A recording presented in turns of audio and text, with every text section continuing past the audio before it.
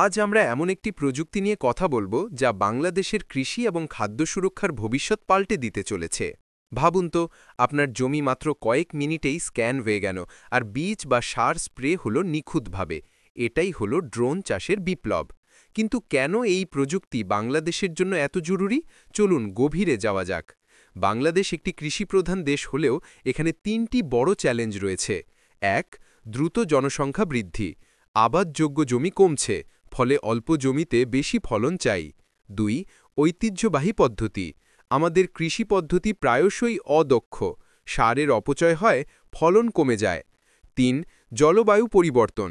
অনিয়মিত বৃষ্টিপাত, বন্যা এবং প্রাকৃতিক দুর্যোগ চাষাবাদকে দিন দিন আরও কঠিন করে তুলছে। এই পরিস্থিতিতে আমাদের একটি গেম চেঞ্জার প্রয়োজন, আর সেই গেম চেঞ্জার হলো ড্রোন প্রযুক্তি।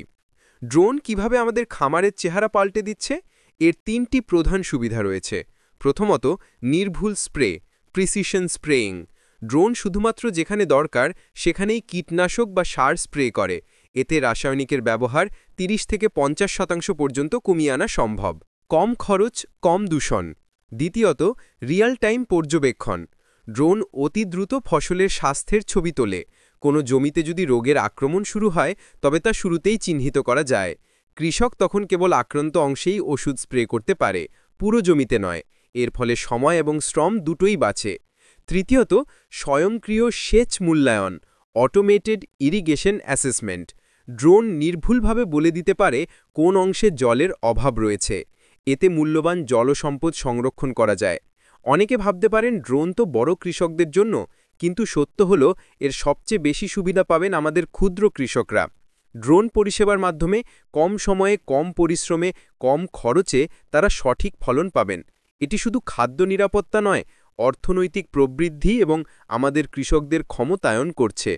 একটি ড্রোন দিনে প্রায় ২০ থেকে ৩০ একর জমিতে স্প্রে করতে পারে, যেখানে একজন শ্রমিকের সময় লাগে কয়েক দিন। আমরা এমন একটি ভবিষ্যতের স্বপ্ন দেখছি যেখানে ড্রোন চাষ ব্যাপকভাবে বিস্তৃত হবে। এটি আমাদের কৃষিকে আরও স্থিতিশীল এবং সমৃদ্ধ করবে। যদি আমরা এই প্রযুক্তিকে সফলভাবে গ্রহণ করতে পারি, তাহলে বাংলাদেশ খুব শীঘ্রই টেকসই, প্রযুক্তিচালিত কৃষিতে দক্ষিণ এশিয়ার নেতা হিসেবে উঠে আসতে পারে। এটা শুধু ফলন বাড়ানোর গল্প নয়, এটা বাংলাদেশের খাদ্যের ভবিষ্যৎ সুরক্ষিত করার গল্প। এই বিপ্লবে শামিল হন। আপনার কি মনে হয়, ড্রোন চাষ আপনার এলাকায় কতটা সফল হবে? কমেন্টে জানাতে ভুলবেন না। ভিডিওটি ভালো লাগলে লাইক করুন, শেয়ার করুন এবং আমাদের চ্যানেল সাবস্ক্রাইব করুন। দেখা হবে পরের পর্বে।